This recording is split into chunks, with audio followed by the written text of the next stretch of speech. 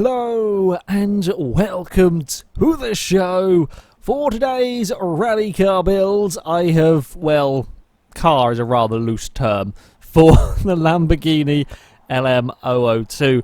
You guys wanted to see me build this, and I'm going to give it a try, really. It is going to have a lot of power, that much is for sure. How fast it's going to be, I don't know how well it's going to handle, really.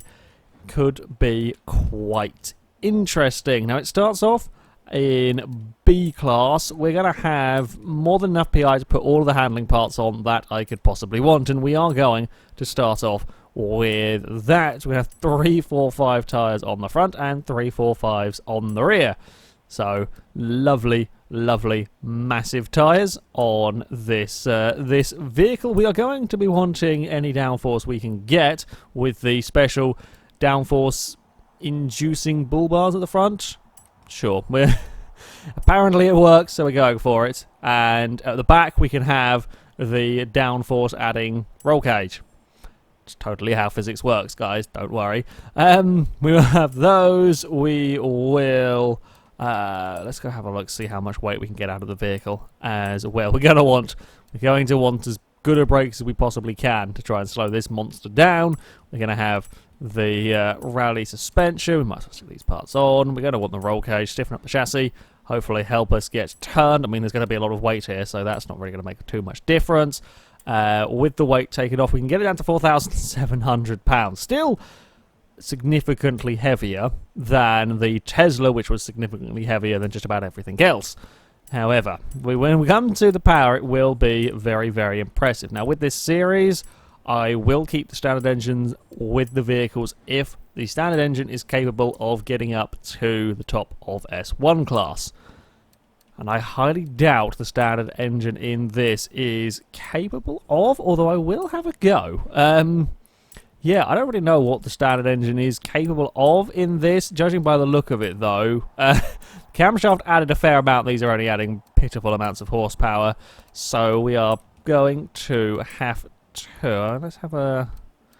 yeah, I mean, we can add in twin turbos, but that's not really adding enough horsepower to get us to the top of S1. So we're going to have to go for the 6.5 litre V12. The most powerful engine that can be swapped into cars in the game is going in our Lamborghini here. We are going to be getting over 1,000 horsepower out of this car. Truck, whatever you want to call the vehicle, it is going to have a monstrous amount of power. Which is good, because there is a lot of weight to lug around the course. However, yeah, I don't know how tricky it's going to be drive around the course. It could be a bit of a pain. I think actually we might have to upgrade this in a slightly different way. We're not going to get all the parts on the vehicle and keep it in S1. So if we go for that, I mean, that kind of works for me. 1,228 horsepower. Interestingly, less torque than the Tesla, though. And a lot more weight going on. I don't think, yeah, they're going to be kind of just 1 PI, but yeah. Okay, so we're not going to be able to fit any of them on the vehicle. It is a lot of power. It is a hell of a lot of power that we've got going on here. An awful lot of torque as well, but a fair amount of weight. It could, with all of this power and torque, could be quite good. But the handling is going to be the biggest issue. There really is only one way to find out. And that is, of course, to head out to the Reservoir Trail. The Lamborghini will get 3 runs through this course in an attempt to go as fast as possible. The current leader is the mighty Tesla with a 232.3. Could we see the Lamborghini go quicker than that? It's certainly got a lot of acceleration up towards turn 1, and surprisingly got pretty decent turn in. I was really not expecting to get through that corner as well as we did in the Lamborghini. Did have a little bit of issues on the bridge, though, much like we saw with the Aerial Nomad getting bounced around over there. The Lamborghini also not quite as bigger issues as the Aerial, however, Still, that is something to watch out for. Now, how much speed dare I take through these corners? Now, Lamborghini's not have any problem going through the water, or certainly of all the vehicles, Lamborghini best suited to going through the watercourse. It is still going to slow it down compared to driving on a normal path, but we're not going to lose too much speed through there. We can carry some surprisingly good speed in this Leviathan of a car through the next corner. Flat out, are we going to be able to carry the speed up here? We are as well. Very, very impressive. Going from the Lamborghini, look at the height on the jump. That is a mighty amount of airtime going on there. We'll throw it through the next couple of corners. Can we clear the river? Possibly? No. Not quite going as fast. Down there. Get the car slowed and turned for this next section. Make the most of the power. There is a huge amount of power going on in this vehicle. Oh, that's a very sideways moment. I have somehow recovered the car, I think. We did still get the checkpoint in all of that. Amazingly, we have somehow made it through that in one piece. There are some massive airtime moments going on in this. And check it through the next turn. Yeah, the water really does not hinder the car accelerating down that section. We might be about to have some flying issues. We will wait and see. We got a bit caught out on that opening bump. I'm now fighting the car, trying to get it all lined up for this section. Not really what you quite want to be doing, but there we go. Huge airtime across the first part. Big airtime across the second as well. At least it is neatly done on the landing as we round the penultimate corner. Final turn to go. Little bit of a slide out of there. Actually going to be a pretty respectable opening run. It's a very respectable opening run from the Lamborghini, a 236.7. This could go, yeah, create some upsets, I think. So it is on to the second run with the Lamborghini, a really rather surprisingly drivable car in many respects. I knew it was going to be fast accelerating. I wasn't expecting it though to be able to carry the speed through these corners. Can we be flat out? No, we can't quite be flat out at turn one. It was worth a go, but it does not work there. And neither is it completely comfortable with that bridge. We do get bounced.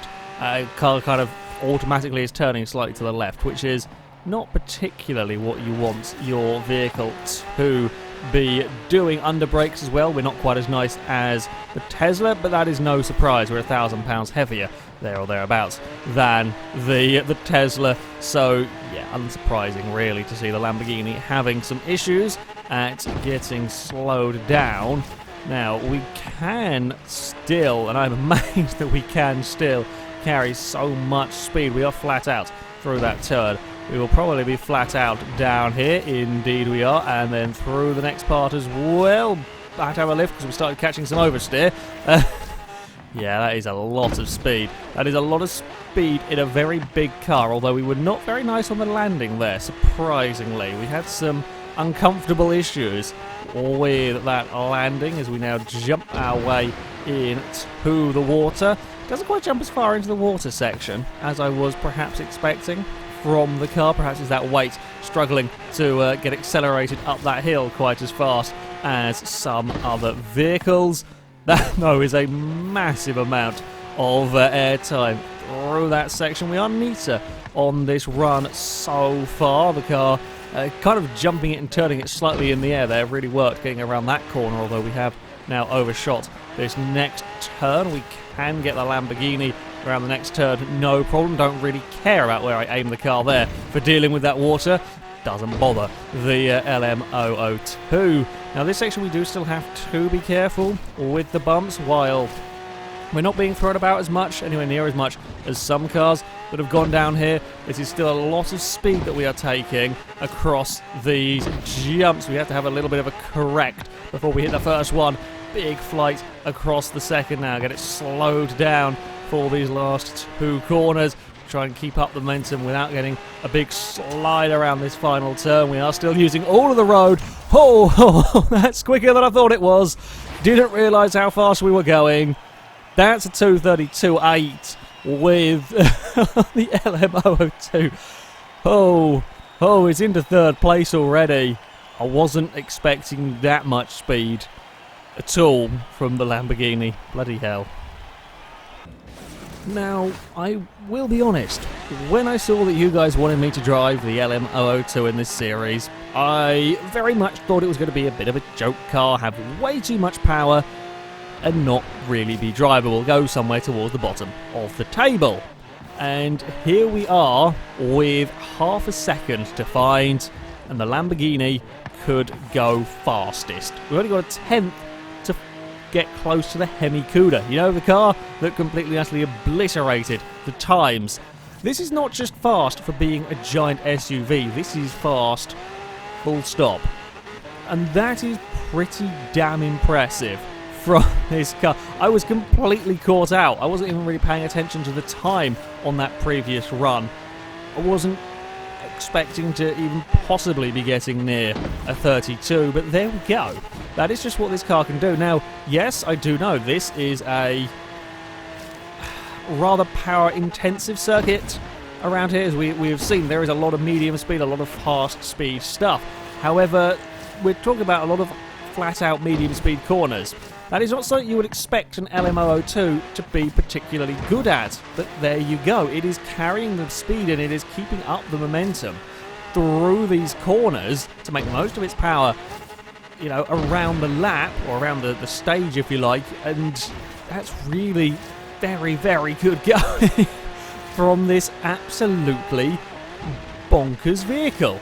It is completely and utterly crazy that this is even getting remotely close to doing this. However, here we are. Now, it is actually in a couple of places a little bit awkward on the land. It's landing so heavily from these jumps, it's losing momentum.